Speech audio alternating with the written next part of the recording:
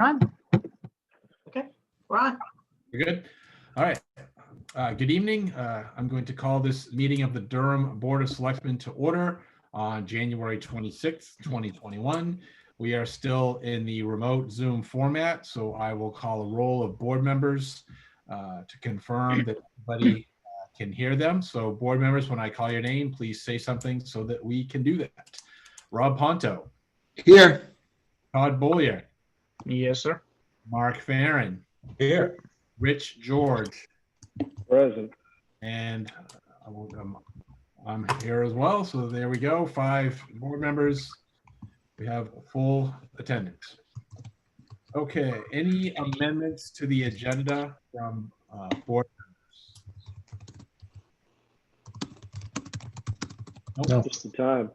Nope. Yep. I will say when we get to the warrant discussion, George, our town planner, is going to join us for a bit, and because there are a few land use ordinance questions proposed, so I asked him to join just in case board members had any clarifying questions on that. So we may take some of the warrant articles out of order. Please heads up on that. So, is there anybody here? Oh, Actually, Kevin, I did have a question. Well, maybe it'll come up during the warrants or during Calvin's report about road postings. Yeah, I don't have that on the agenda for tonight. But if you want to add that to the agenda, I mean, we can't make any decisions tonight because we got to go through the whole public hearing process. Yeah, I think maybe we'll just cover it under Calvin's report. Okay. We can Talk just- about next steps. Yeah. Okay. Anything else before I move on to public comment? No. Okay.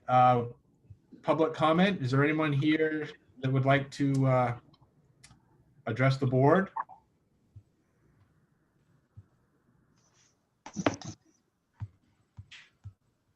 Not seeing any hands or cameras coming on or anything. Give it another second. Okay, we'll consider public comment closed for the remainder of this meeting. Action and discussion items. The ongoing email changeover request. We have someone from our IS vendor, BEK, here. David, I don't want to butcher your last name. How do you say your last name? It is Buthley. Buthley. So David Buthley is here. You kind of talk about on our email changeover. Ruth, is there some specific proposal we should be reviewing and reacting to here, or is this just an open Q&A for board members? It's mostly an open Q&A for board members. You guys seem to have a lot of questions that neither Tammy nor I could particularly answer. And so I thought it would be good to have David here so he could answer all your questions. Okay. Anybody want to start? Ruth, we haven't made the decision whether we're going to go with like Google Office, Google Suite, or whether we're going to go with Office 365 or whatever they call it now. The only decision we've made so far is that we applied for the .gov. So we have applied for Durham-Maine.gov. I haven't gotten anything back from them, but it's only been a week or two. Okay. And so no, the decision hasn't been made, and maybe David can talk about the difference between the two and why you would choose one over the other and what the cost difference might be. Yeah, that'd be a great place. In earlier discussions, that's what it's centered around, David, is Office 365 versus Google and the expense and service associated with each. And the challenge to me is, I apologize, I didn't expect pricing questions because I don't have Google G Suite pricing. I can say that historically they are less expensive than Office 365. But we've been told that at least Ruth has passed along that BEK, even though it's a little bit more money, recommends the Office 365 suite. Could you tell us a little bit about why that is the case? The biggest difference between the two is reliability and security. I'm not sure if people are familiar with the 99.9% uptimes, and that's what a lot of your cloud vendors now are all shooting for. The platform that Microsoft has been hosting their Office 365 software on and Exchange servers, which is all it is in the cloud, is scaled across 17 different data centers. Google G Suite, I believe last count was 6 or 7 data centers. And they're not reacting to outages until there is at least 5% outages across their entire base of customers. And that includes business customers and residential. That's one of the biggest ones. And then security as well.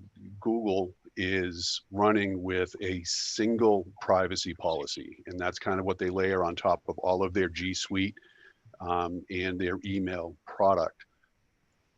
Microsoft has that. I didn't get the exact number of policies that they're applying to their email specifically, and that includes, security policies is the biggest one, and that's one of the biggest focuses with Office 365 over Gmail. The investment, and there are no exact numbers, and I tried to look this up before the meeting, but they're investing. Microsoft is investing much more money into their Office. And actually, the new name for it now is Microsoft 365. By the way, they're just dumping money into it left and right. They're gaining. They have the market share as well, so they're just trying to keep ahead of the Google, and that is showing in the reliability and the security of their product. Those are the biggest ones, and the rest of it you can get into familiarity, but you can put Gmail on an Outlook client now, so that that argument's kind of fading a little bit. But the ability to get your email from anywhere on any device very easily without the bumps in the road that Gmail can sometimes give you if you're trying to use it in an Outlook type client, so everybody kind of feels the same and there's not this radical change. Getting it on the web is really easy. Getting it on your phone is really easy. And those are my major talking points. And I know Rob can speak to probably the other side, the G Suite side, more than I can, because to be honest, our company has made that decision to just, we're on the Microsoft trail. And, as a business owner, and the investment to juggle multiple products, I had to make a decision, and that's what we went with. So, Rob, I don't know if you wanted to give us some pros and cons on the G Suite side of things. I can talk a little bit about it, and just so everybody knows here that David and BEK they're who I use for my IT services at the Brunswick Sewer District. So I'm very familiar with them. And, I made the decision to go with Google probably 11 years ago. And at that time, Office didn't even really have a 365 option. So I haven't used the Outlook format, and honestly, I didn't even know anybody still used an Outlook format type email, but that went away a long time ago. So, that is an advantage, I guess, but like you said, that's kind of fading. As far as costs go, I looked it up. I mean, we can get the basic plans, which offers 30 gigabytes of storage per user per month for, I think it's $6 a month. I just looked it up on Google.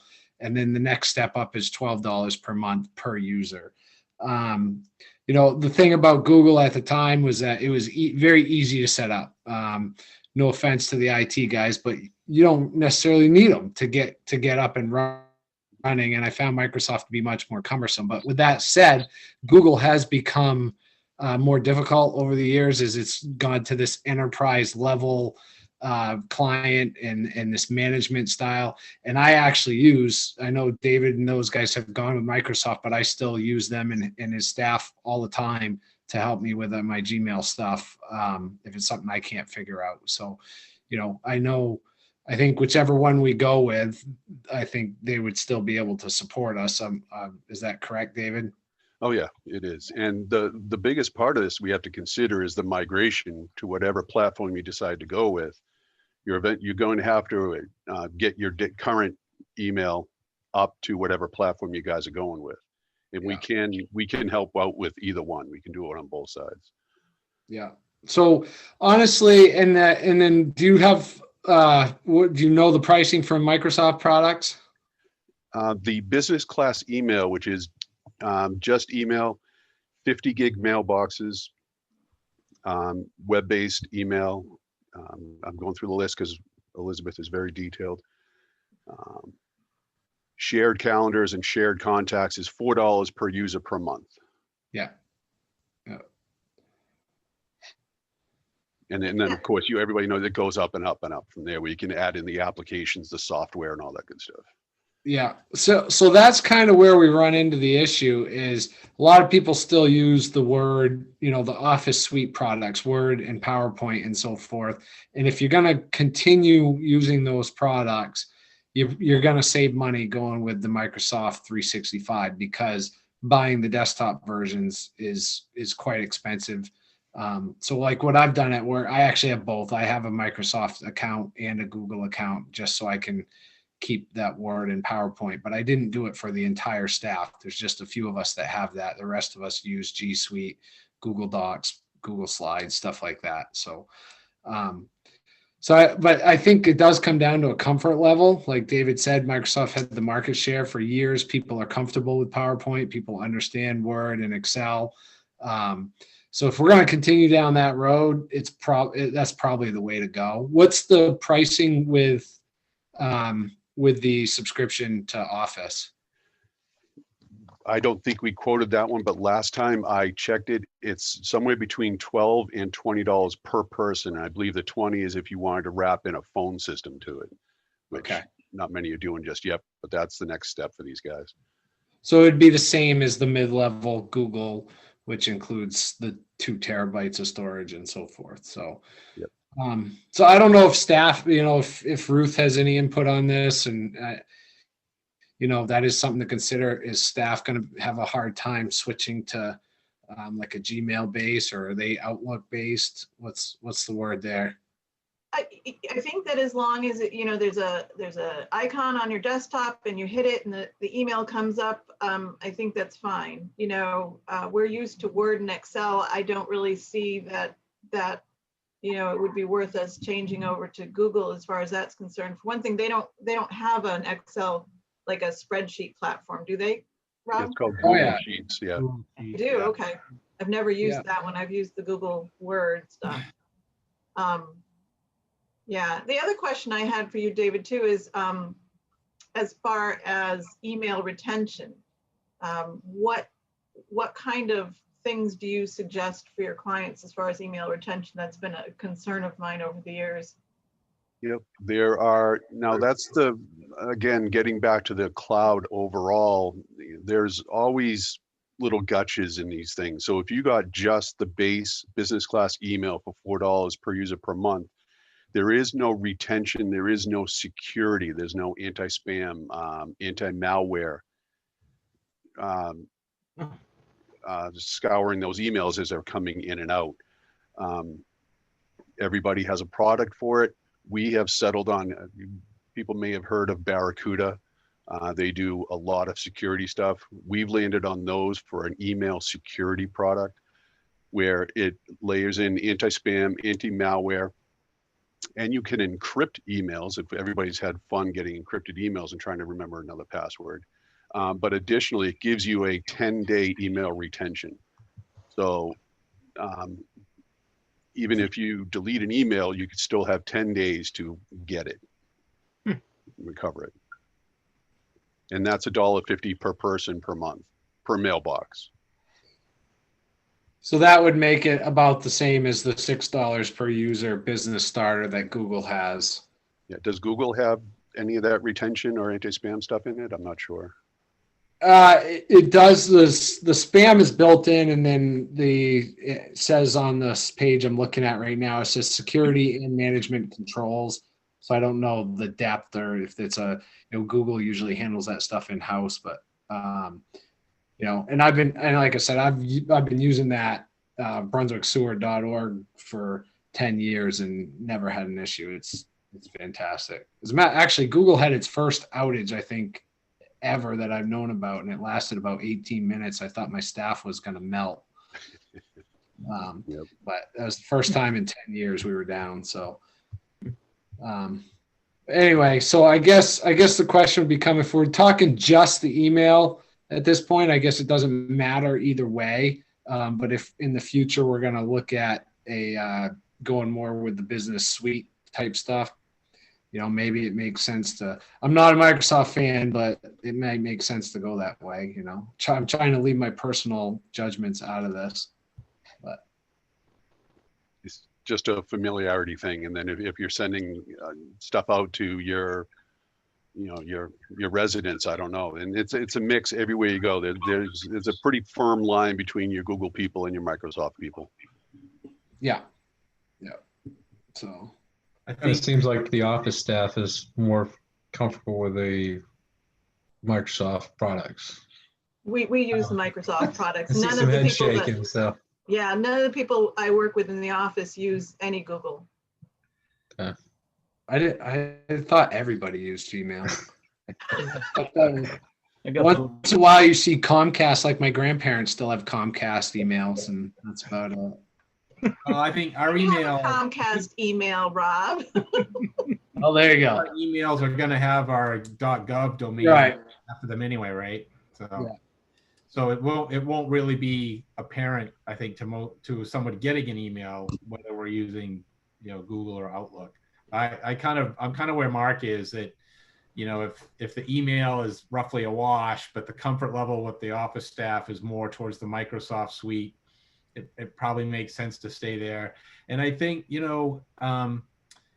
Microsoft feels a lot more stable, at least over the next few years as a company, than Google. I think Google is in for a rocky road in a lot of aspects in their business model over the next few years.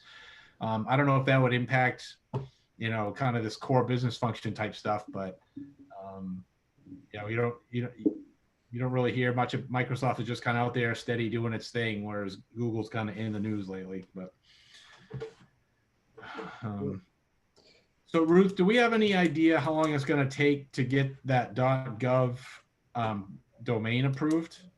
I don't know offhand. I can try and give them a call and see if I can't get any more information. Yeah, because if it's going to be weeks, we may need to rethink that and go something where we can make a quicker move. Because I don't think we want. I think we need to make a move as soon as we reasonably can. It was supposed to be a 2-week turnaround from the time that we Okay, submitted so it. we've So heard about that now. Maybe we'll Yep. see. Okay. Thank you, Tammy. yep, you're welcome. Yeah, so, and then once we get the .gov, then David, who is there actually a server that hosts it? And is it our server that's going to host it, or is it a cloud server that hosts it? I wasn't part of your getting that domain. I'm assuming you guys had to do it, being the entity you are. Who are you guys going through? Is it register.com or something like that? Well, right now we're just getting the permission to use the .gov. And then we have to do, we were going to go with GoDaddy.com, but if you have better suggestion, to host it, and then we would go that way. Yeah, no, I mean, they're all pretty much the same. So GoDaddy they do a great job. So you would be registering that domain at GoDaddy, and it would be sitting on their servers in the cloud. And then we would go up, you would have to give whoever is setting up your email access to that domain, so they can go up and do all kinds of geeky stuff in the background to make sure email goes where it needs to go. Okay. And then when you're switching over a whole email system, how long do you usually keep the old emails and forward things to the new emails? And again, there's multiple ways of doing this. Our process is we're copying all of your emails up to the new Google or to Microsoft. It's all happening in the background. It's making these copies, and it's sending out updates to yourselves. It's also sending out updates to us saying, hey, everything's going great, or we're having these issues, we tweak it. We can set the range for that migration to be anywhere from 1 week to 3 weeks, depending on how much email you guys have. And then once our software is telling us, hey, everything is moved up here, we pull the trigger and everything just stops going to your current email provider and then is all 100% Office 365. So it's kind of invisible to you guys for the most part, and nothing is kept, because what's happening is we're verifying as we're going along that everything has moved over. So what happens when somebody sends an email to my old email address? Goes to your new email address. Yep, we would set up forwarders, they call it. Okay. We And then want that, that. you would set a timeline on that. I apologize. You would set a timeline for that. Hey, guys, how long do we want to forward emails for? You know, being a government entity, I'm not quite sure if there's any requirements for you guys to keep that old email address running for a certain amount of time. But emails wouldn't ever hit that old server. It would just be pushed directly to your new ones. We would add it as a domain underneath your new Office 365 or Gmail account. Okay.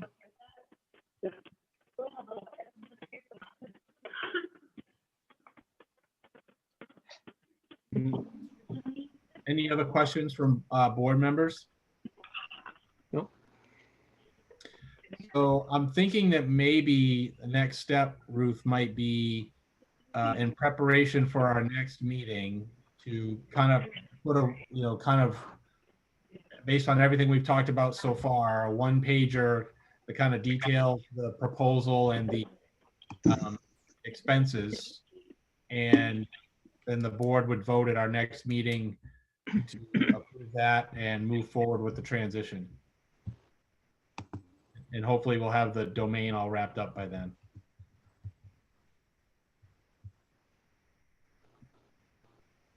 Yeah, and we have an old quote from October, which has expired, David, so you can look at that one. And I thought that was pretty all encompassing of what we probably would want to choose from. You still have a copy of that? You need me to send another copy or? No, I still have a copy of it, Okay. but I assume you'll have to renew it when we want to approve it. And if obviously it's changed, you'll have to let me know. Yeah, I think I'd like to get everything kind of staged and set up so that when we meet next, that's kind of like, okay, go. And then like we pretty much start the work the next day. So. Yep. I'll have Elizabeth update it and send you a refreshed copy. As I'm looking through it right now, I'm not seeing anything that would be a major change, so. Okay. Great. Any other questions for David? All right, David, thank you very much for joining us tonight. My pleasure. Thank you. Give us a shout if you have any other questions. All right. Thank you. Take care. Thanks, guys. David. Thank you. Okay. Next on our agenda is the town warrant. And Ruth, I don't know if you want to share this share on the screen. We'll just Yep. kind of go through it as we Yep, I think that would be a great idea. All right, can you guys see it? Yes. Yep. All right, so we'll start with the first 4 articles. Obviously there's, so first of all, actually, let's start at the top, because Becky and I had talked about when we wanted to do it. Yeah, And that's my generally first there question. are elections on the Friday previous to the town meeting on the Saturday. And so we kind of looked at each other and talked about it, and we thought maybe it would be best just to do the election on the Saturday. And so I'm assuming that you guys are okay with that, Saturday in April? Well, I think we should talk about that because I think we should talk about a Friday, a weekday versus a weekend. Okay. What do people think, board members? Any thoughts on doing it Friday the 2nd versus Saturday the 3rd? Why not a Tuesday? Don't we always vote on Tuesdays? Not for the town meeting vote. It's usually on Friday, the Friday before the town meeting. What about when we do the school referendum? Those are usually on Tuesdays. Yeah, I mean, we're not bound to the Friday or Saturday, to Rob's point. It could be a Tuesday. I mean, other than the meeting to elect our local officials before our town meeting, every other time we vote, it's on a Tuesday. I don't know why, but it just make more sense to people. But I honestly don't really care. Well, whether anybody personally cares or not, but what do we think would get us? What do we think is best for the town and would get us the best turnout? Becky, is there any reason not to do it on Tuesday? I think she's here. I'm getting there. Okay. Can you hear me? Yeah. Well, I guess it would depend on the Tuesday because, Well, it would have to be the Tuesday after, so it would have to be the Right. April 6th, I think it would be. yeah, that would be the 6th. So, I mean, I don't see any issue. It would just give us a little bit more time with absentee ballots because we'll have them at the beginning of March. You know, the advantage we thought to Saturday is it less people typically work on a Saturday, so you know, maybe more would come out, but A lot of people go skiing. true. In True. April? Sure. Oh, Yeah, yeah. that April weekend will be one of the best ski weekends of the year. That's what it looks like. Okay. So probably 3 of us will be skiing. So April 4th is also Easter. I found that out today. So Oh, we Oh. will stay away from that Saturday then. Yeah. That might Don't be. do Saturday. Yeah, I like the idea of going to the 6th. Give them a couple extra days for the ballots too. But I'm okay with that, especially with Easter weekend thrown in there. Yeah, So I'll need to talk with the AMVets because I did talk with them today to see if the Saturday was open. And I want to say that they have stuff going on Tuesdays, Thursdays, and Sundays. So I'll call Ralph on Thursday and make sure it's open. okay. okay.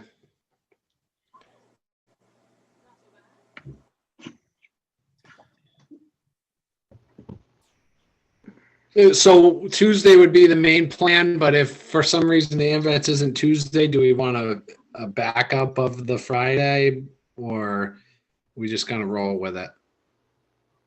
Change it if we have to. I think we have time. We can change it if we have to. Okay. If they come back and say Tuesday's not okay, I can just let you guys know. We can just have a really quick meeting, maybe Thursday to change the date. Nate, yeah. Yep. Okay. So George is here. Okay, great. Then let's go to articles, what is it, 8 through 11, something like that. Yep. So George DeBarge, our town planner, has joined us. Thank you, George, on short notice for joining us this evening. So there are, I think, 4 warrant articles on here that, and somebody's got to probably mute themselves because there's feedback coming through. There's 4 warrant articles on the, excuse me, I'm trying to get my, bring them up on my computer here, that deal with work that the planning board has been doing to clean up ordinances related to roads, home-based businesses, appeals, and some other miscellaneous stuff. So I asked George to join us in case there were any questions from board members about what these were about. 'Cause we're our role is we have to actually vote to put the warrant on the article on the warrant, and so in case you have questions, then now's your opportunity. So do any board members have any questions for George on Article 8, 9, 10, or 11? Oh, yes. Rob? The Article 8, I read through the road article and seems like a big departure to me, George, from what we're doing right now.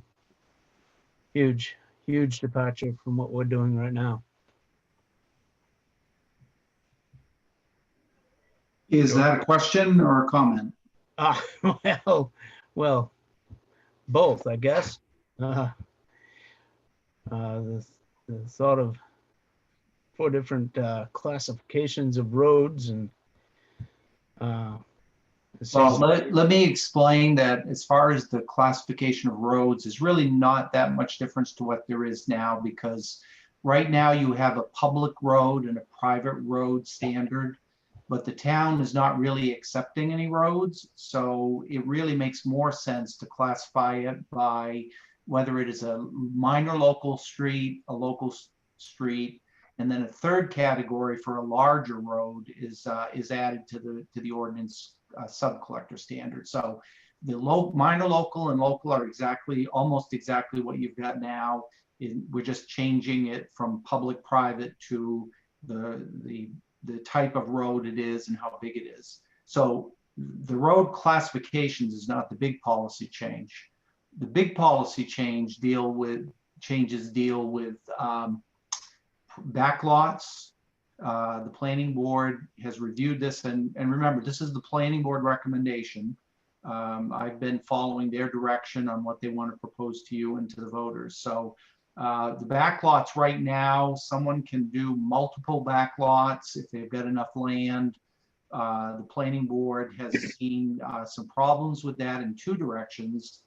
One is that you can put in a lot more lots than you could if you had to go to a subdivision review. So the impacts are pretty much the same. You're having, in their perspective, you're having unapproved subdivisions going in with the private road standards. So they're proposing to eliminate that and say anytime anybody's going to put in a private road with multiple lots, they go through the same process that everybody else does in terms of the subdivision review. On the flip side, if someone's putting in a single back lot, they got to put in a 20-foot wide road to serve that one house. So with the limitation on only one back lot for one single family dwelling, the planning board felt that, and I have talked to the fire chief about it, and he's comfortable with that if it's just a single lot going with a 16-foot driveway. So probably the biggest policy issue is the elimination of the allowance for somebody doing a private road without going through a planning board review process. And that was a decision that this was ready to roll last February, but then the COVID hit and the town meeting got scrubbed. So yes, this is, and the way we've ordered these is the big policy questions are up front. So the biggest policy question is roads. The second biggest is home-based businesses. And I could answer or explain those. And then the appeals process, somewhat policy related, and then the final one of the miscellaneous changes, really not a lot of big policy questions there. Did I answer your question on roads? Well, the difference between a sub-collector and a minor road is one house. You go from up to 25, and then over 25, you're a sub-collector road, correct? Yeah, they go, yeah, Size they base on how many houses are served by that. And a sub-collector road is, I think, 24 feet wide versus 22 feet wide for a local and 20 feet wide for a minor local. So those are, we looked at like all of the surrounding towns, and those are pretty much about what they all average. Yeah, well, I didn't see anything for an actual driveway ordinance. There's nothing there. The only thing on driveways is the standards for the backlot driveway. Other driveways to just a single family home lot, there are no driveway standards other than the access onto the road. Yeah. That is regulated through the access management. I would think the fire chief would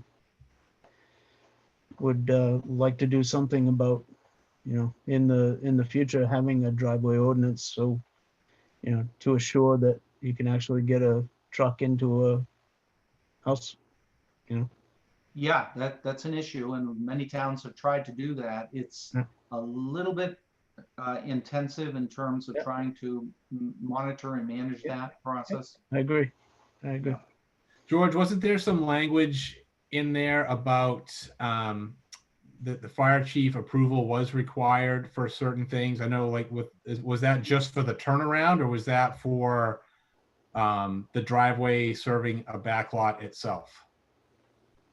Do you want to turn my video on? I've got it on my end. I don't know if people want to see me or just hear me, or does that make any difference? Yeah, if you want to share your screen, Ruth, if you want to take yours down and let George share his screen. I don't need to share my screen. There you go. You've got me. Good. Okay. So in terms of the fire department concerns, as I understand it, and you remember John Simino, Kevin was involved in a lot of this, and we kind of listened to, he had a lot of background experience. And so the concerns for the fire department, as I understand it, are, you know, to get to a back lot, you got to go back 300 feet minimum. And so that was kind of a concern for fire apparatus, emergency vehicles being able to get in there. And there have been some bad experiences in town with trying to get into those places. So the concerns were, how wide is it? How many vehicles are going to be using it? And what are the clearances? So what's the width of the road? What's the clearance of the opening going down through there? If you've got trees real close, that's a problem. So all of those standards have been added to the backlot driveway access. And so I did met with the fire chief, discussed it. And his big concern was you would start out with a 16-foot driveway, and all of a sudden you've got 5 lots back there. And so that was his concern. So I think this provision or proposal has addressed his concerns, and I did email him to let him know that we were going forward with this. So if somebody does do a they're doing their single back lot, and at that point they can do the 16-foot wide driveway, but if in the future they want to do additional lots, that would change. They would have to upgrade the road, and they would have to go through a subdivision review process. Is that correct? That is correct. Right. Okay. So it's basically it gets out of the kind of backdoor subdivisions that happen with a lot of these backlot developments. And let me just clarify. Look, a lot on the state subdivision law in a lot of towns allow someone to do what they call gift lots to relatives. And there is an exemption if you've owned the land for 5 years. And I think the problem is for Durham is that in order to do that effectively, the road is the big issue, and the drainage and those sorts of things. And your private road standards and process for approving them doesn't really effectively deal with the issues.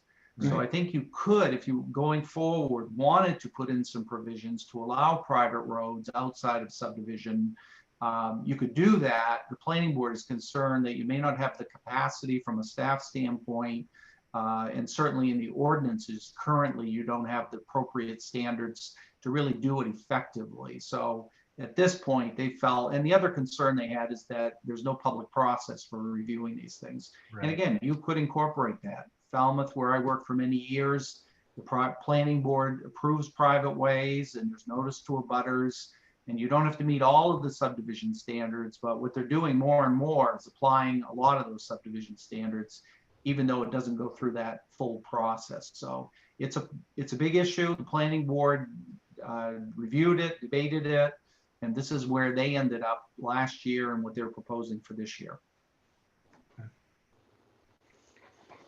Any other questions on the roads one? I guess we'll take these one at a time. You could have a private driveway, 600 feet long, and have the same or double the problems that you have in as far as fire trucks getting down it that you do on a backlot driveway. Matters how big the lot is. I can think of many that are at least 600 feet long. And it's not a back lot, like that is the lot, and it's the driveway is a lot, yeah. And the planning board wasn't ready to go to the issue of driveway standards other than the back lot, getting it down from a 20-foot road to serve a single house coming up with a reasonable, and maybe going forward, the town could look at these standards for all driveways. At this point, it's trying to fix lot provision. Yeah, I don't think with all this stuff, nobody's saying like this is like the final time we're going to look at this. I mean, I think this is a step in the right direction, and there's nobody's saying there's not more work to do. But it's this and some of the other issues they have on or proposing for the warrant have been some of the biggest issues that the planning board has dealt with in recent years. But any other questions on roads? About the home-based business article? Did anybody have questions on that one? Rich? Yeah, my question only comes in the form of it. It seems to encompass now buildings had to reside, particularly in the dwellings, into maybe dwelling. Well, I'm not sure if it's expanding yet.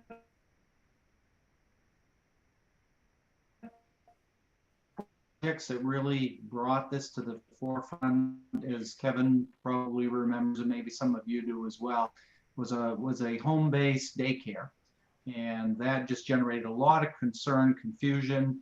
Do you treat, if somebody's just got a home daycare with 6 kids, they're just going in their house, they're doing that, but when you get up 15 kids, 13 kids, all of a sudden, is it more of a commercial business or is it a home business? And so after beating that issue to death over the last year, the planning board kind of said, look, in order for something to be considered a home-based business, it can't change the character of the residential property. So whether it's in an accessory building, if there are very strict limits on how much area you can use, whether it's in the house or whether it's in a garage, a lot of people put in a workshop in their barn. And so they kind of felt like it was appropriate as long as it's strictly limited in terms of how much space you can have, how many employees, and particularly outside storage and parking of vehicles. So what they did was they put in those limitations, and these are the ones that can be approved by the code officer without a public hearing, without going to the board. Anything beyond these very precise limitations has to go to the planning board for a review, just like any other business. Yeah, no, I thank you for explaining that. I just, for example, it says up to 50% or 1,500 square foot of the residence or structures. That seems like a lot for a home-based business, where typically a home-based business isn't, that size or that magnitude. Somebody usually working in their office, or maybe they have a small woodshop or something of that nature. So it just seems to be a little bit like we're now taking a home-based business and we're wanting people to maybe build a, garage or whatever it is out back to house a daycare or something of that nature. Again, the planning board spent an awful lot of time on this policy. No, I understand that. That's just this is what they've scheduled a public hearing for February 8th. And you folks may want to weigh in at that, because they can still make changes. Yeah, that's a good point there, George, because what we're voting on tonight is whether to put the question on the warrant or not. And the warrants are worded to refer to, well, I'm losing the word right now, but an actual draft ordinance. And so they have some time, a given amount of time, as long as it's a certain amount before the actual vote, where they can change the text of the ordinance that people would actually be voting on. So we're not putting the actual text of the ordinance on the warrant. So I guess I'm confused, Kevin. So what exactly are we looking at here? If we're to approve this to go onto a warrant, we're just approving the heading? Well, I guess that would be one way to put it. I mean, that's typical with ordinances. You're referencing the draft ordinance. The question on the warrant is, do you want to approve this, the amendments to the ordinance as presented in exhibit whatever? And Right. that's the question. The exhibit whatever, and maybe Ruth, you could jump in here, and that doesn't technically have to be finalized until, I want to say, 30 days before the election, because we have absentee ballots in this case. Is that correct, Ruth? Yeah, yeah. So we would need to finalize it so people would have a period of time to look at it. And actually, George would probably know better than me. I think probably 30 days. You definitely want it before the absentee ballots go out. Maybe even a week or two before then. Can I clarify? I think what you're doing is you're looking at, these are policy issues. For example, roads. So the question is, the Board of Selectmen, and as I understand it, you control the warrant. And therefore, if the planning board said, we want to make all these big changes on roads, and you said, look, we've got a lot of other issues, kind of like the marijuana. Do we really want to put this before the voters at this time? So to me, as I understand it, what you're doing is you're looking at, is this policy for roads being changed at this point in time an appropriate thing to put on the warrant? And if it is, then you know the planning board has spent more than a year on it, and you feel like they've done their homework. There can still be some changes, and that's part of what they're going to do a public hearing for on February 8th, is to give public input on this.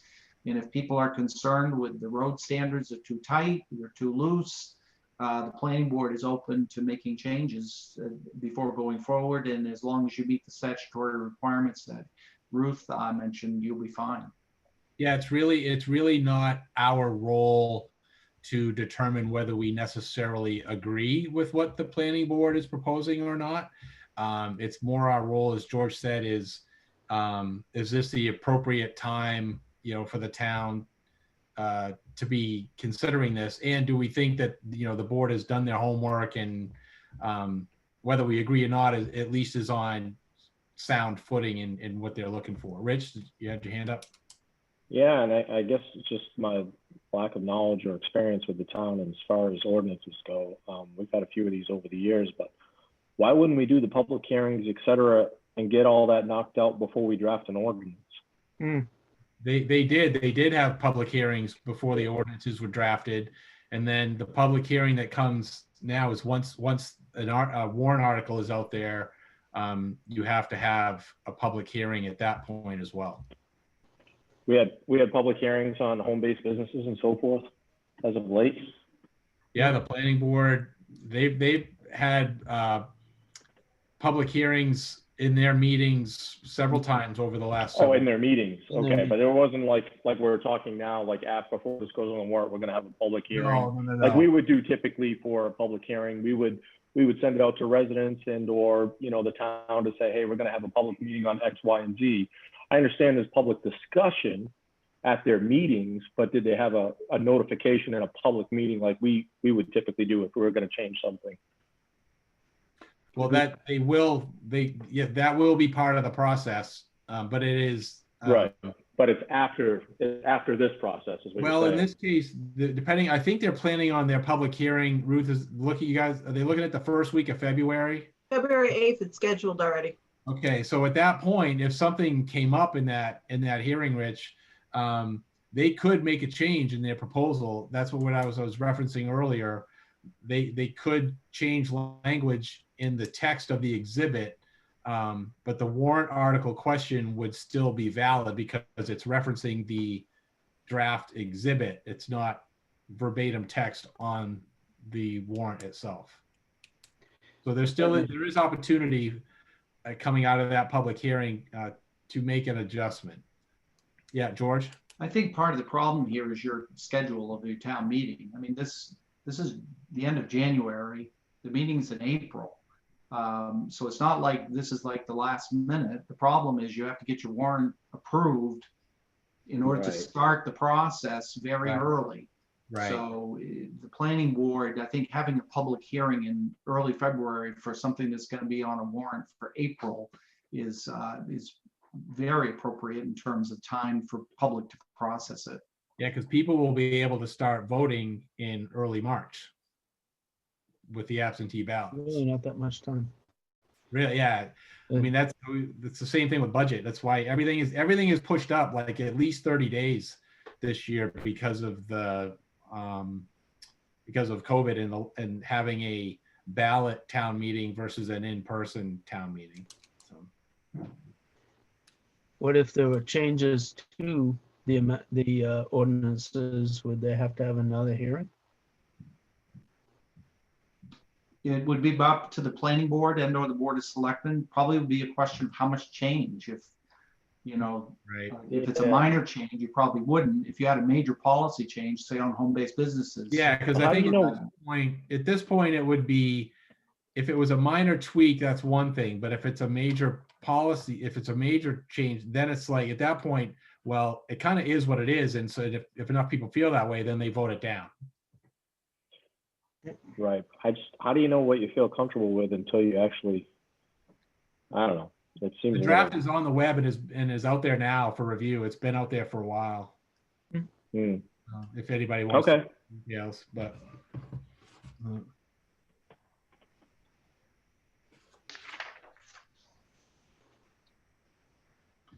Anything else on the home-based business one? Amendments to the appeals process. George, if I could paraphrase this one, I think the main change here is that the Board of Appeals can essentially grant or deny an appeal, but they can't modify the action of the planning board. They would have to, it would have to go back to the planning board for review and further action. They can't replace the planning board's judgment with their own. Is that fair? That's the biggest change. It really clarifies that what is the role of the Board of Appeals. And many towns, it's very unusual to have a Board of Appeals that can hear appeals on virtually every board. And I think it might even include yourselves on certain issues. And so this says, look, if a decision of a code officer or the planning board or anybody else is appealed to the Board of Appeals, the appeals board should not be second guessing that group or that official that knows this. That's their job. What they should do is make sure that that official or group followed the ordinances and based their decision on the record. And so that's the primary role. So if they found that the board didn't follow the rules, say the planning board provisions for a subdivision, then they have the option of sending it back to the planning board, called remanding it.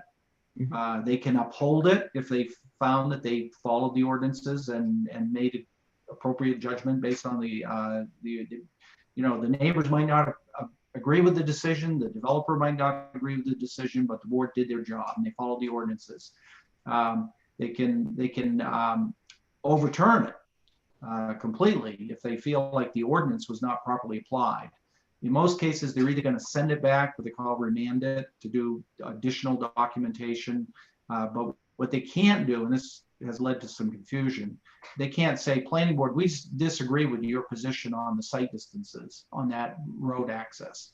Therefore, we're going to approve the subdivision with a different site standard than you applied. That's what Kevin was, this takes away the ability of the Board of Appeals to modify the decisions of other boards, including yourselves. Any questions on that one? A lot of towns go to district court. And sometimes it seems that would be a more effective way of doing it. Sometimes. Sometimes it probably would be. Okay, all right, then on Article 11, is this kind of a catch-all for a bunch of miscellaneous stuff? Is that how I understand that, George? Yeah, the main thing is that you overhaul completely the land use ordinance. And the planning board's been working with it for a year and it's identified some changes such as requiring digital submissions so that those can be posted on the website, just clarifying some of the administrative procedures. So yeah, most of that is all that type of thing. Yeah.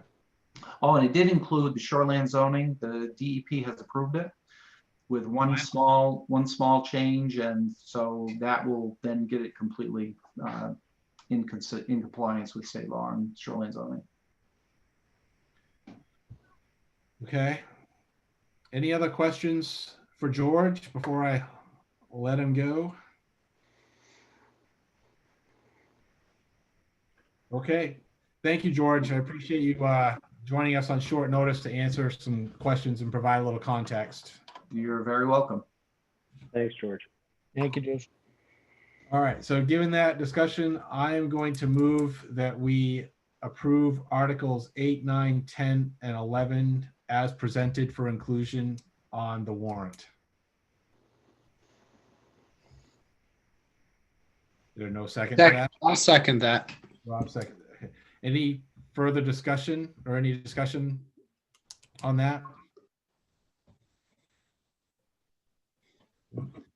All right, so I'll call vote. So indicate your vote if you're in favor of the motion or not when I call your name. Todd Boyer, No. Rich George, No. Rob Ponto, Yes. Mark Farren, Yes. and I am a yes. So they will, the motion passes and they will go on the warrant. If, I will say, if a board member has a concern with one article, you could move to consider one of these articles separately, and then we could have a separate vote on that if there was one particular article that you were concerned about, rather than, I mean, my motion was all four, but if somebody's got if it's a concern about one of the articles, we can entertain a motion to that effect if somebody wants to make one. I think it should go to hearing myself. It is going, there is a hearing, Todd. Yeah, I know. And rest assured, I'll be There there. has been, and there will be a hearing. Yeah, I know. Well, you say that, it sounds like you say you think there should be. No, I mean that people need to know about this stuff. That's all. And I'm not sure a lot of people do.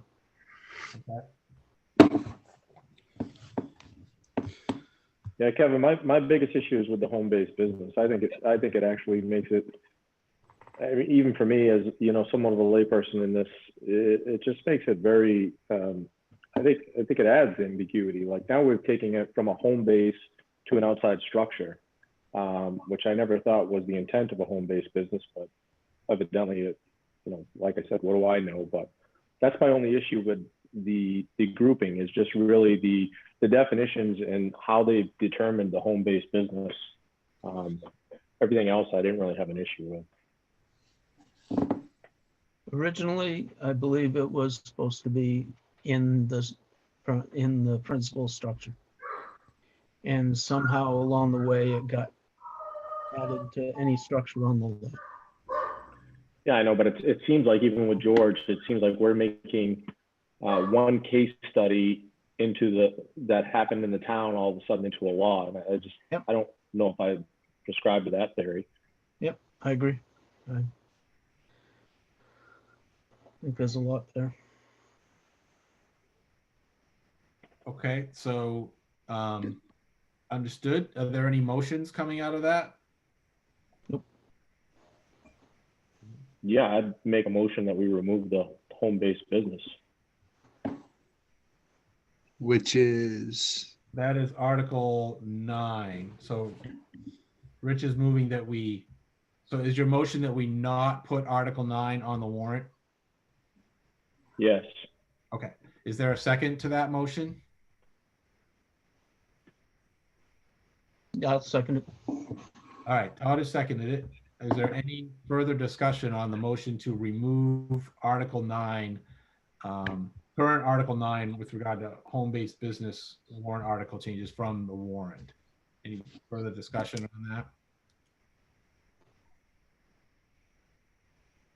Okay, so I'll call for a vote. And in this case, if you vote yes, that means you want to remove Article 9 from the warrant. If you vote no, that means you you don't want to, you want to leave it on the warrant. Okay. Todd Boyer, Yes. Rich George, Yes. Rob Ponto, No. Mark Farren, No. and I am also a no. So Article 9 will stay on the warrant. Okay. Any further questions or any additional motions on any of these articles? Okay, and I'm going to, Ruth, if you want to start Sharing again? hearing again, and we'll go back to the beginning. Yep, absolutely. Oh. Okay, back to the beginning. So 1 and 2 are normal. 3 What- is, Ruth, why would Yeah. those be on why do we need a moderator to preside? There's no meeting.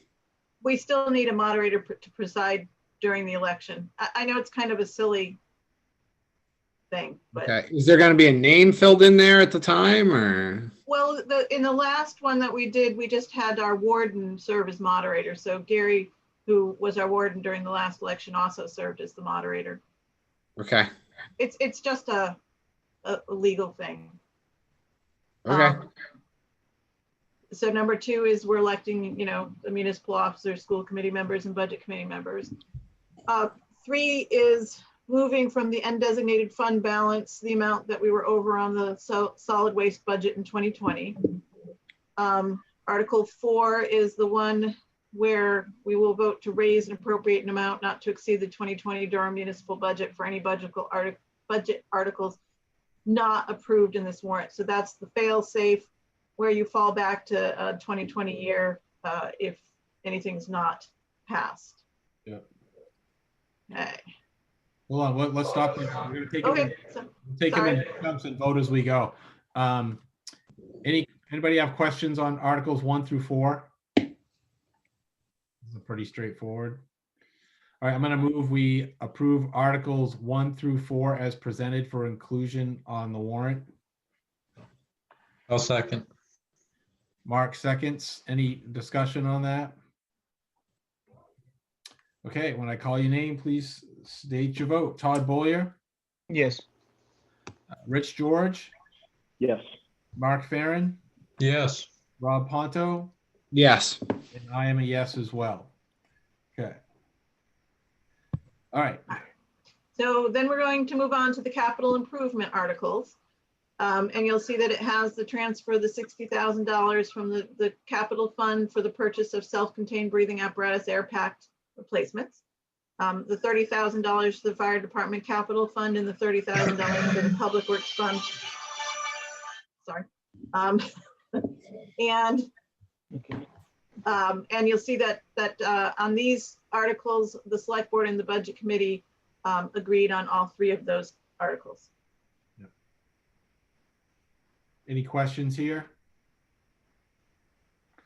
I'm going to move that we accept Articles 5, 6, and 7 as presented for inclusion into the warrant. I'll second. Todd seconds. Any discussion? Seeing none, we'll call for the vote. Todd Boyer, Yes. Rich George, Yes.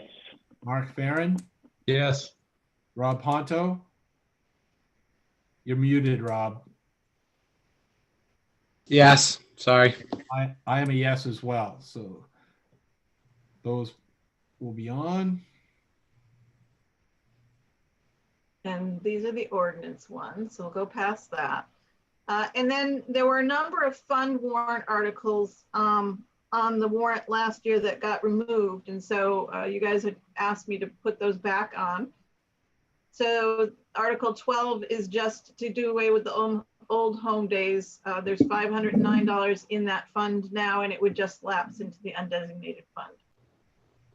Let's go through the fund warrant articles all together, Ruth, if you want to give a little explanation, and then we'll circle back. Yep, absolutely.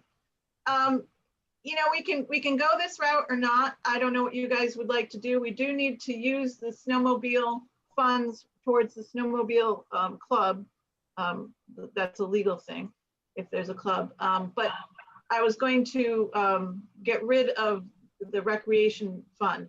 So it used to be that the recreation fund included the state park fees, the snowmobile fees, and the boat excise fees. And there are no state park funds any longer. So that just leaves the snowmobiles and the excise tax.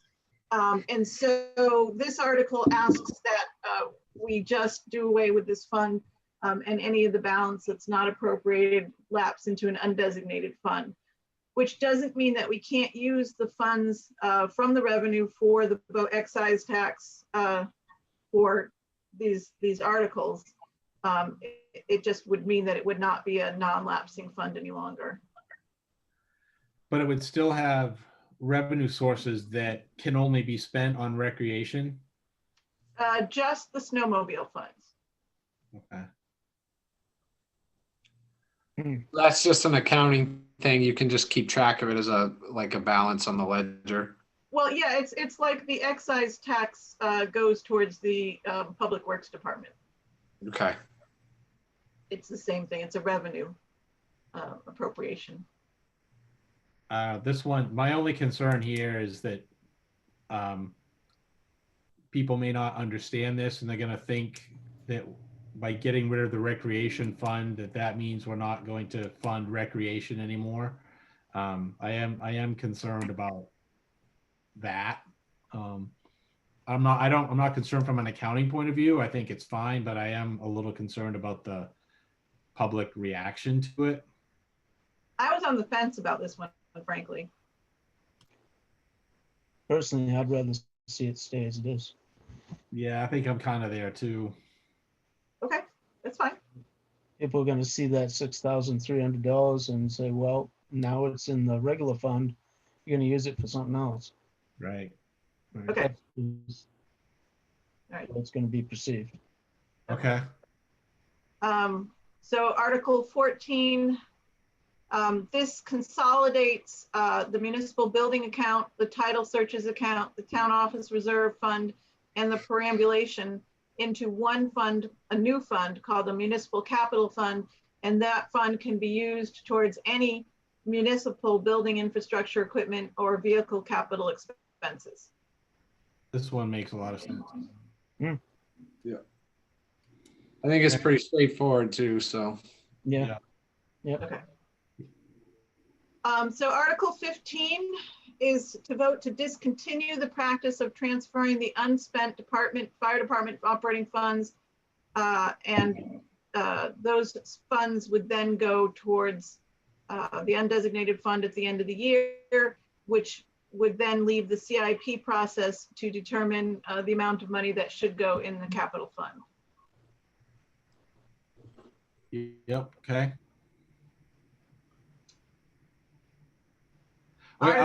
We'll review, get a brief explanation of these, and then I'm going to bring it back for discussion to board members on if there's any of these that you have concerns about. So.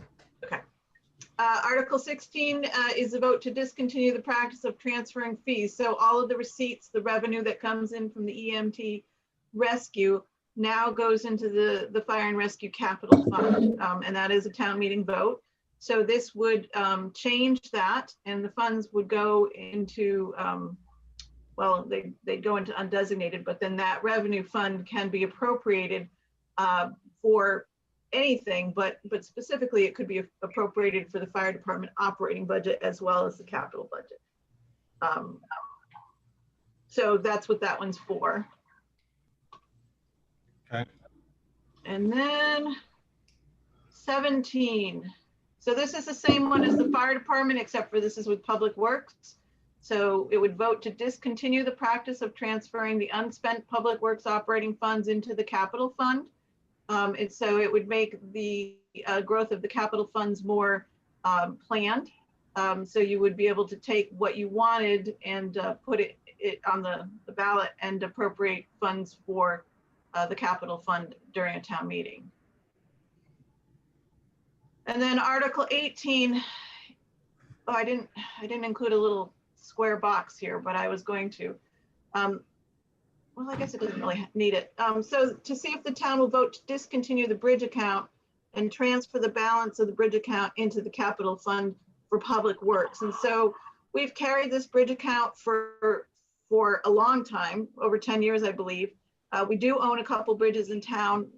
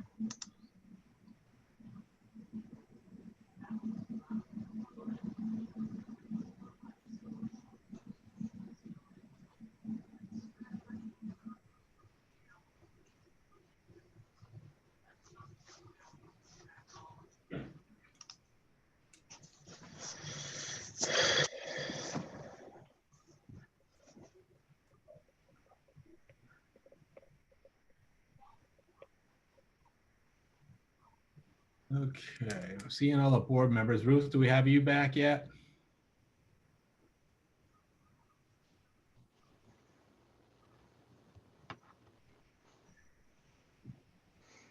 Yes.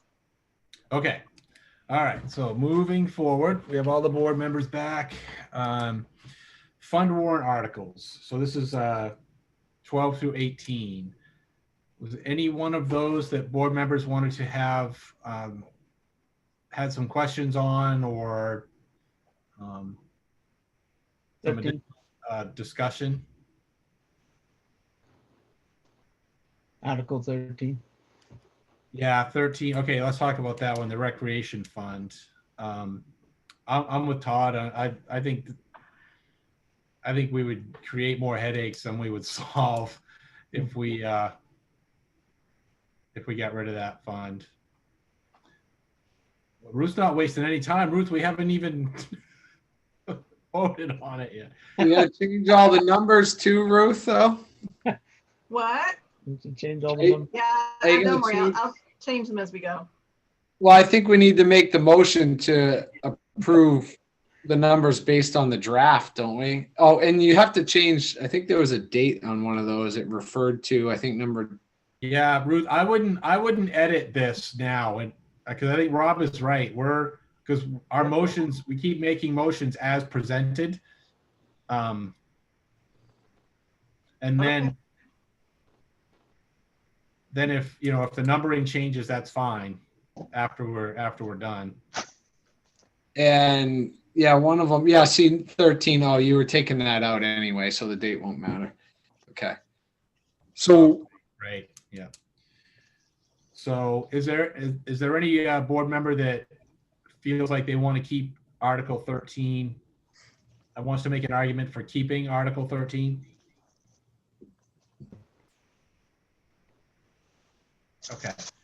So are there any of the other fund articles that board members have an issue with that they don't think should be on the warrant that they want to talk about? Okay, so given that, then I'm going to move that we approve Article 12 and Articles 14 through 18 as presented for inclusion in the warrant. Is there a second on that? I'll second it. Okay, Rich seconds. Okay, so we're open for discussion. With regard to that motion, so we're saying we'd put them all on except for number 13, which we wouldn't put on. Leave the recreation fund alone. Any other questions or thoughts or concerns on any of those other articles in the motion? Okay, not seeing any, then I'll call for a vote. If you're in favor of the motion, say yes. If you're not, say no. Todd Boyer, Yes. Rich George, Yes. Mark Farren, Yes. Rob Ponto, Yes. and I am a yes as well. So we're 5-0 on that one. Okay, Ruth, I think this brings us to the budget articles. Okay. Make myself busy here. Budget articles. Okay, so the first one is the Fire and Rescue Department budget. And you'll notice that the Budget Committee's recommendation is different than the Select Board's recommendation. And I did pass this by Jack. And so I think the cleanest way to do this is the Select Board recommendation, the Budget Committee recommendation, or neither recommendation, which is required. That works for me. Yeah. Yep. That's good. Okay. Article 20, the Select Board and, Hold on, Ruth. I said for budget, I think we'll take these one at a time. okay, So on the fire department, you can see there is a difference between what the budget committee recommended and what the board recommended. And I don't know, Milt Simon sent out some budget committee notes earlier today. I don't know if folks had a chance to read them, but basically their primary issue was in the labor expense. They felt that they were basically wanted to keep labor flat with what it was in 2020, whereas our recommendation accounts for training coming back online fully and kind of getting on the other side of COVID and funding normal operations. So that was the essence of the difference. Yeah. So does there have been times in the past where we get to this point where the select board has changed its recommendation to align with the budget committee. So if somebody's interested in that, they can make a motion that we change our recommendation. so Kevin, also just so you know, Jill raised her hand. Okay, Jill, okay, go ahead. What do you got, Jill? I just wanted to clarify real quick that we wanted to keep it flat with what was approved in 2020, not just in that employment line, because it was 30,000 more than what they actually spent last year. So we the thought budget, that yep. would be enough to cover for increased training, et cetera. Okay, thank you for that clarification. All right, so yeah, the budget committee number is basically is a flat fund to the 2020 budget. Okay, then I'm going to move that we approve Article 19 as presented. Second. I heard Mark voice first, so any further discussion on that? Nope. Okay, so if you're in favor of the motion, say yes. If you're not, say no. Todd Boyer, Yes. Rich George, Yes. Mark Farren, Yes. Rob Ponto, Yes. and I am a yes. Okay.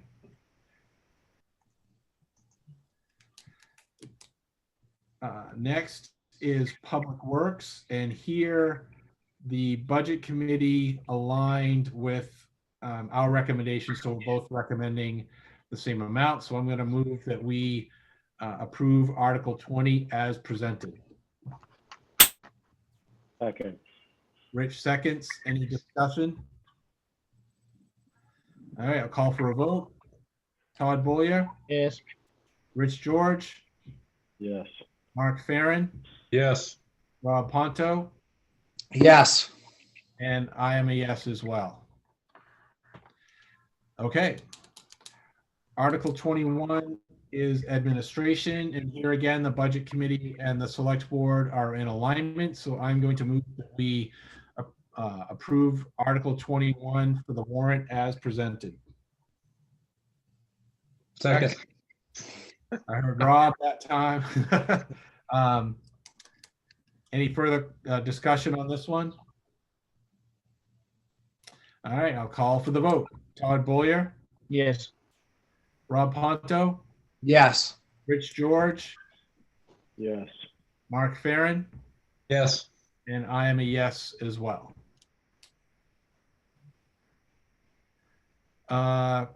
Solid waste.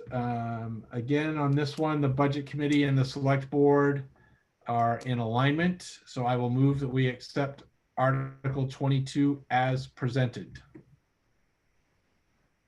I will second that. Rob seconds. Any discussion? Call for the vote. Todd Boyer, Yes. Rob Ponto, Yes.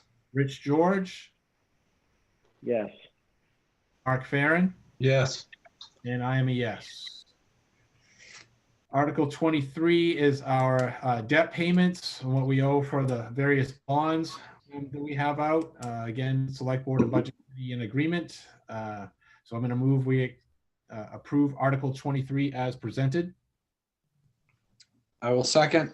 Rob seconds. Any discussion? Call for the vote. Todd Boyer, Yes. Rob Ponto, Yes. Rich George, Yes. Mark Farren, Yes. and I'm a yes as well. All right.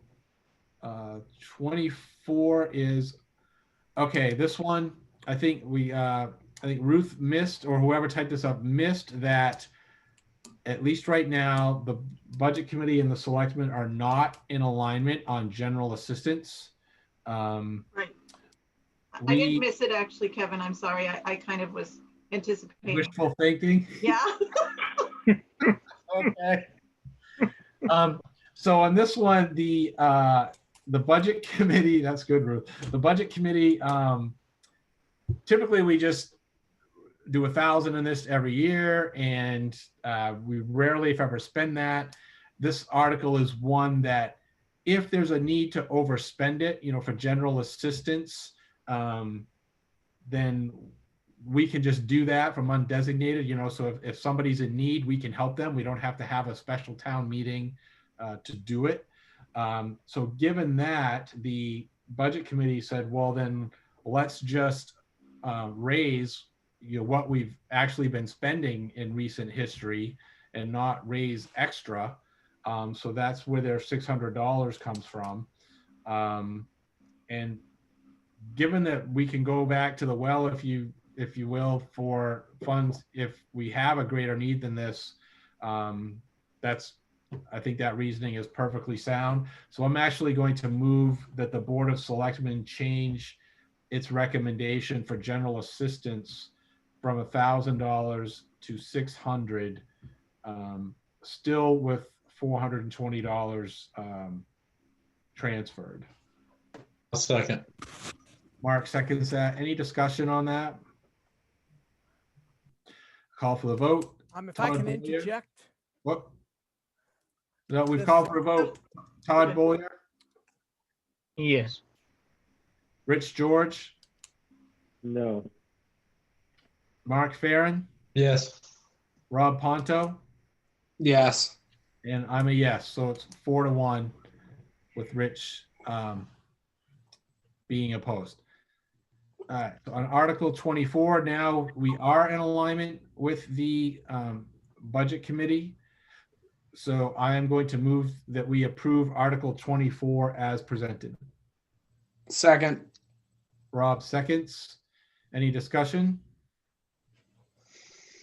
Call for the vote. Todd Bollier, Yes. Rich George, Yes. Rob Ponto, Yes. Mark Farren, Yes. and I am a yes as well. Okay, Article 25. Thank you, Ruth.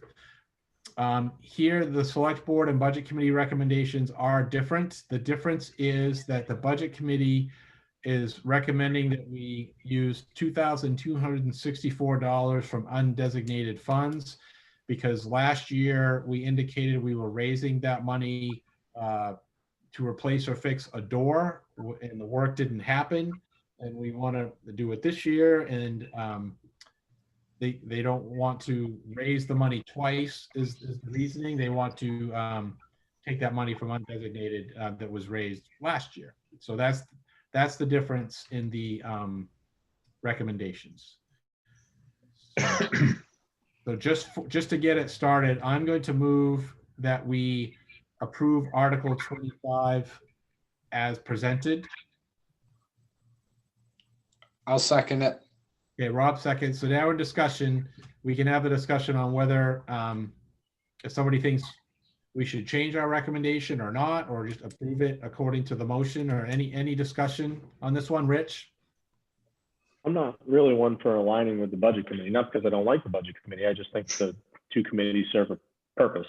And that's the only reason, but I kind of agree with them on this one, that if we've raised the money already, then it's kind of like taxing somebody twice, in my opinion. So I would be in agreement with the budget committee on this. Okay. Yeah, I would agree with that. Mark Yeah, agrees me with that. Todd does too. Okay, so hearing that, then we should vote down.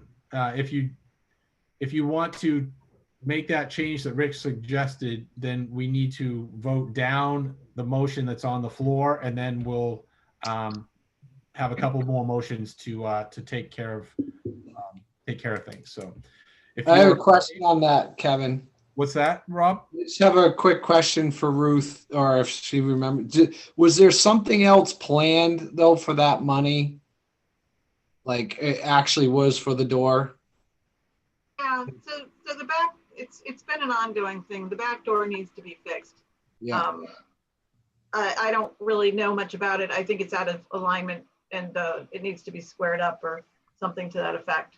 Do we have an actual quote though for this? Because I got a feeling we're not going to be able to fix it for the same amount of money we spent that we budgeted last year. Construction costs are double in a year almost. I do not. Todd might have a better idea about that. Yeah, that's my feeling. I don't think you're gonna get a new door for $2,200, but Yeah. especially a 6-foot wide door, commercial. Might get it fixed for something less than that, but. Yeah. And the trouble is, I don't think the footing is real good underneath that door. I think the floor moves, so it messes up the door. I think the foundation moves. So that's why I have avoided doing too much with it, because as soon as I do, the foundation's gonna move and we're back. I'm not sure what the fix is. Well, we're not going to solve that tonight. So I think, No, we're not. Not for No, my point is I feel like we're going to cut the budget. We're not cutting it short because the total amount is still the same. Yep. But that was all I was trying to get at. Yeah. And if we do run into, if we run into something more significant, that puts it into a capital expenditure that needs to happen, then we have avenues to access capital funds during the year to take care of that. If it ends up being a bigger thing than just a door. So, Okay. any further discussion? The motion is to approve as presented. So if you don't want to do that, then you want to vote no on this motion. Okay. All right. Calling for the vote. Todd Boyer, No. Rich George, No. Rob Ponto, Yes. Mark Farren, No. and I'm a no as well. So that motion fails. So I'm going to move that the select board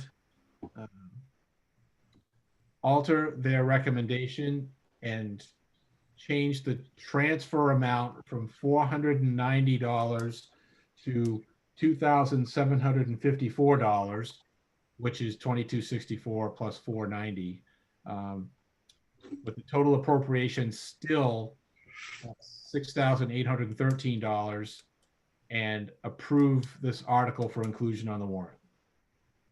Second that. All right, Todd seconds. Any discussion? Calling for the vote. Todd Boyer, Yes. Rich George, Yes. Rob Ponto, Yes. Mark Farren, Yes. and I am a yes as well. Okay, so we're in alignment on that one now.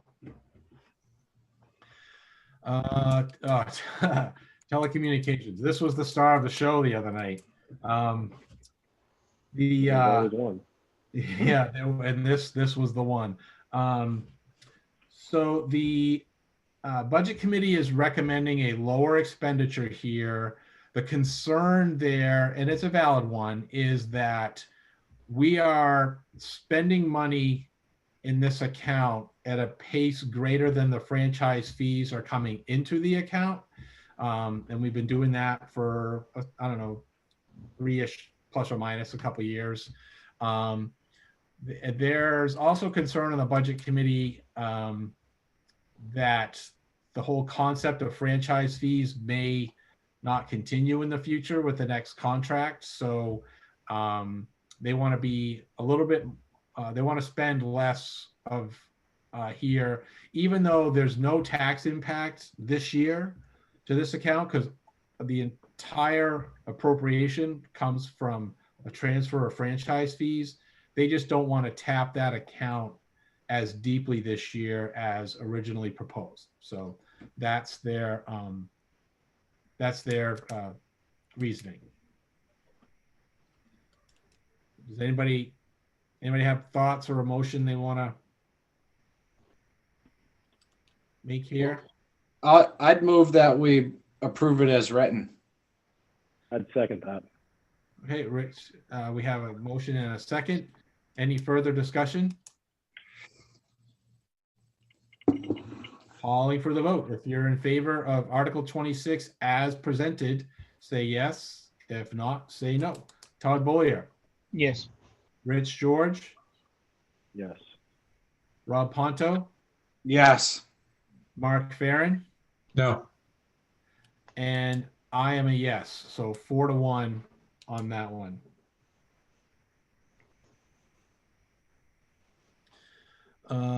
This is Planning Board and Appeals. I believe on this one, They shrunk the budget a the little bit. budget committee is recommending an amount that is a 2% increase versus this budget last year.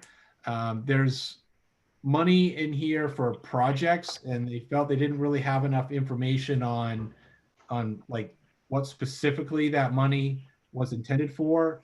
So they felt that a 2% increase versus what they spent last year was good enough. So that's their reasoning for the number they landed on.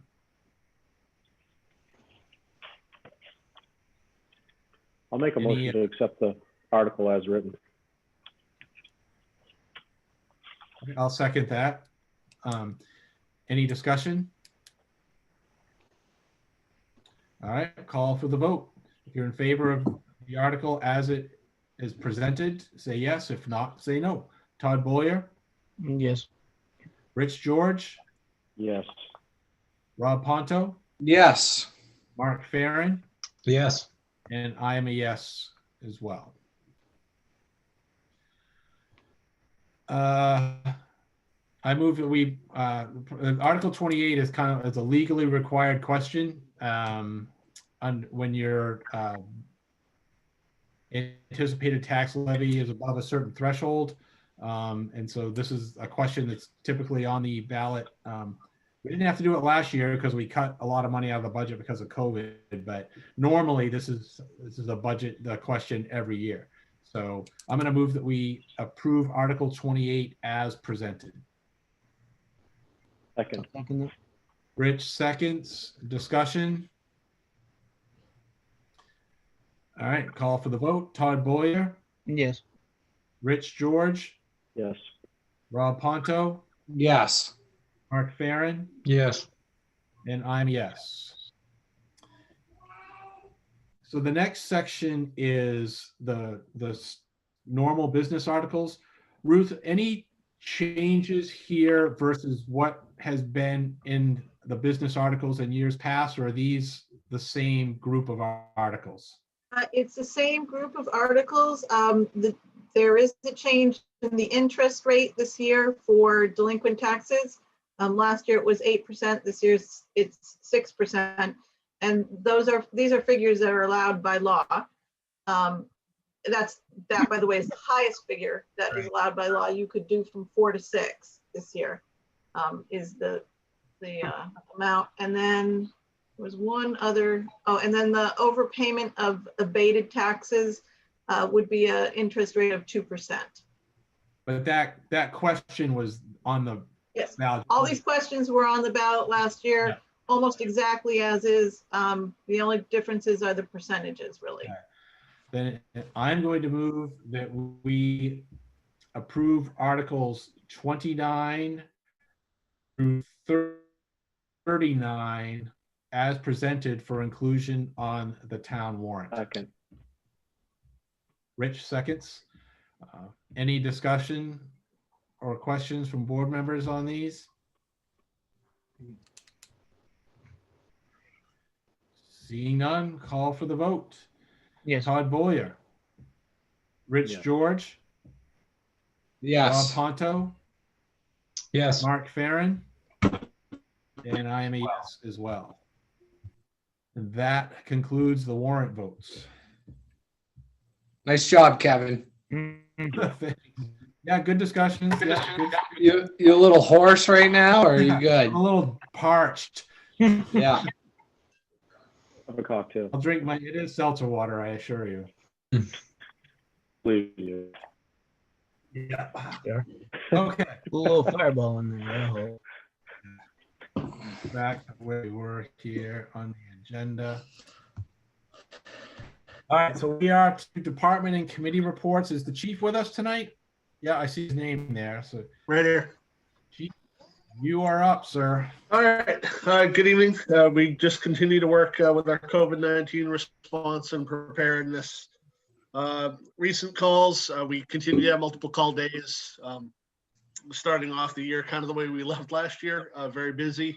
I also need to specifically recognize the crews that responded this weekend to the mutual aid fire in Lisbon. That was a long 7 hours of, as I said in my report, the worst of New England winter firefighting. And not only the crews that were there, but the crews that stayed in town and covered. They really put in a lot of effort that night. We're working on a project through our current budget to upgrade radios for our staff. So all members have a working radio. This is critical for fireground and emergency scene operations. So we're working within the equipment that we have and the budget that we have to get that reallocated.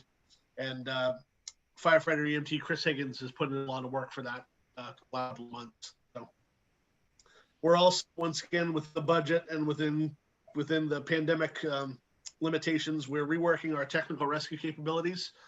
Captain Salve has a lot of experience with both water rescue and rope rescue.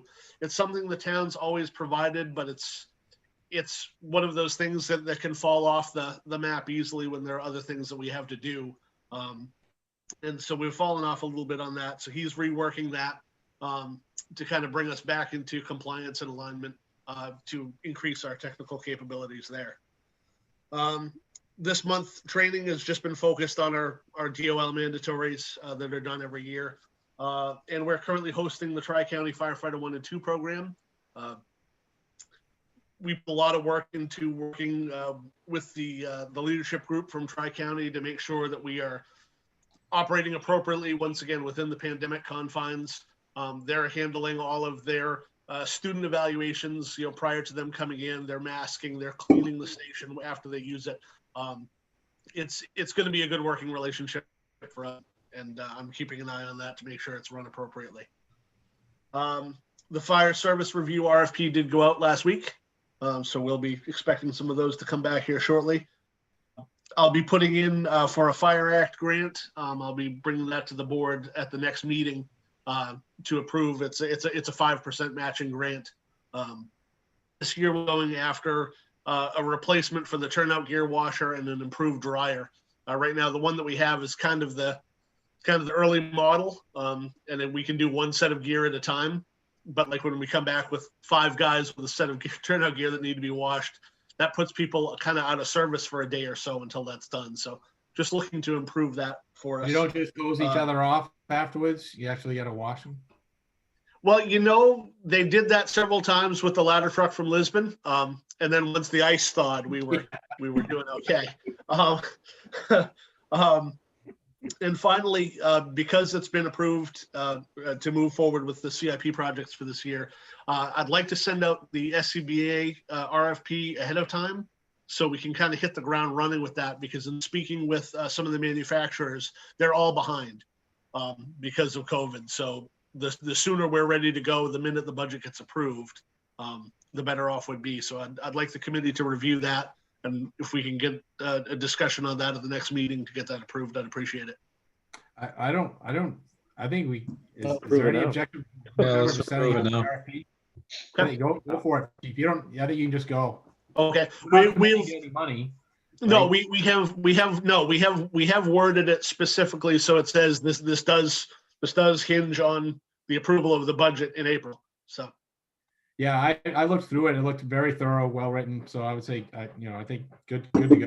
and once again, I have to thank Captain Salve for that. He put in the work getting that put together. So all right, I'll speak with Ruth and we'll get that out this week. Anybody have questions or for the chief or anything? All right. All right, thanks, chief. Thanks, Chief. Thank you. Calvin, you're up, sir. Hello. So I finalized the budget and presentations this year. I hope. I've been working on with the engineer on getting the paving specs docs ready for the 2021 through 23 paving bid. He had the final draft today put together, but we should have that ready for next meeting for the board to review. We've been updating all of our diagnostic software, heavy equipment trucks. They all seem to come due about this time of year, upgrading to the newer versions. Sending a mechanic to a Freightliner in Bangor, Freightliner of Maine in Bangor next Wednesday for some all-day training up there for the software. So crews have been busy treating roads. In fact, it's snowing out now. They'll be out again here in a few minutes. It is. Look out in your driveway. That's what I keep looking out the window for. It's dark out there, buddy. The parking lot's white now, so. So we've been updating all of our SDS books, safety policies, getting those ready and trainings. The new 2021 Wheeler is here. It's going on its maiden voyage tonight, so hopefully that goes well. The and then finally, the road postings. I sent you the email. I've given you my view. I know Rob wanted to weigh in on that. Well, my question is so it sounds like it's just action of the board. We don't actually have to go to town meeting on that because we already have the ordinance in place. Well, it's one of those powers that that's been given to boards to protect their roads. It's been given to select boards and councilors so that they don't have to go to town meeting. This is one of those instances where given that authority to protect roads and bridges. And I haven't had a chance to read through all you sent in detail, but in there, did you provide a reference for, the statute or whatever that provides that power to the board? Yeah, so I've gone through the folder and looked at the correspondence back in 2012 that went back and forth between Jack or Curtis Weber was the attorney at the time, between Janet and he went back and forth. He made some amendments, and that's the final version that was adopted by the select board. And he starts right out with the statute that gives that authority. So that's all referenced in here. It's all gone through the legal process. Okay. So I don't know how everyone else feels, but it's definitely, I think you're right. We probably ought to at least have a public hearing before we make a final decision on that. But definitely, I walk Rabbit Road and I can see the stress cracks from the trucking now that Dugas has opened up his pit, and then, other roads such as, I don't know, Davis Road's a tough one because I don't see many other alternatives. They can go around Rabbit Road, stay on Route 9 and 136. But Plummer Mill Road, that's one that really doesn't need to have trucks on it, and we just rebuilt it. And there's no reason trucks can't stay on 136 or Route 9. So I think that one, I would definitely say Rabbit Road and Plummer Mill Road, And obviously I live on Rabbit Road and it is personal, but I can't deny that, but I know about roads and I walk it and I can. Way to own it, Rob. Yeah, I love it. But and I'm in favor of others as well. Like I thought about maybe Davis Road from Runaround Pond to Bowie Hill, so trucks could still go out from Bowie Hill Road out Davis to 136. But if they're going, that's a possibility because they can go around. They can go around the other way and come down Auburn Pownell Road. So that section of Davis Road possible as well, but that might be getting to be a bit much. So Old Brunswick, so we don't have to worry about that. Old Brunswick's already posted, isn't it? Already posted. Yeah. Technically. So it feels like, some sort of public hearing, but I don't think it needs to be the type, like a separate dedicated standalone public hearing. I think it can be part of a selection, much like we do for junkyard permits and stuff like that. So I think if we, maybe at our next meeting, if we as a board kind of settled on a proposal, like we're proposing to post these roads and here's why, and then say at our meeting after that, we'll take, public comment on that and then vote. I guess it would be 2 meetings from now. Yeah. So Calvin, can you pull a proposal together and just list that statute and then list the roads that you feel? I mean, you may agree or disagree with what I have, but I think it's best if the board acts on the road commissioner's proposal. Yeah. So just to be clear, if you look at the ordinance that we have in place, all we'd be doing is adding additional names of roads, and that's fine. If that's a proposal, then say the communication to the town would be, the board is considering, in accordance with whatever ordinance, the board is considering adding these roads to the posted road list. There'll be a public comment period on that at the meeting on such and such a date for people to, offer their opinion or ask their questions. And then once we have that, we can take a vote. Yeah. Okay. All right, we'll So do. the next step for you, Calvin, is basically to, it doesn't have to be elaborate, a one-page proposal, referencing the ordinance and the statute and what you're proposing. And I would actually list what's already posted just for reference, because otherwise people say, well, why are you posting those two? What about this other one? And then we say, well, that one's already posted. So let's include what's already posted in the communication, okay? Okay. Great. All right. Anybody have any questions for Calvin? Calvin, how much snow are we getting? 1 to 2. Okay, thanks, buddy. Enough to be slippery. Take the paint off the new plow blades. Oh, geez. Good. Thanks, All Calvin. right, good. Thank you, Calvin. All right. Calvin. Thank you. All right. Now, the consent agenda. I'm going to move that we accept the consent agenda as presented. Second that. Rich seconds. We'll call for a vote. Todd Boyer, Yes. Mark Farren, Yes. Rob Ponto, Yes. Rich George, Sure. and I'm a yes as well. Okay, selectmen's comments, upcoming meetings. The next regular board meeting is Tuesday, February 9th at 6:30 p.m. and Tuesday, February 23rd, also at 6:30 p.m. And Ruth put a plug in for the, I'll put another plug in for the planning board public hearing. When is that? February 8th, you said? February 8th, yes. Ruth? Yeah, are you, Did I her freeze? screen seems to be frozen. oh, Oh, there you are. Okay. yes, When- February 8th, Is it at 6:30? yes. Okay, so February 6:30, also on Zoom. Link available on the town website will be the planning board public hearing on the proposed ordinance changes slated to go on the warrant in April. Okay, so at this point, I'm going to move that we enter executive session pursuant to 1 MRSA Section 405-6A for discussion of personnel matters. Second. Rich seconds.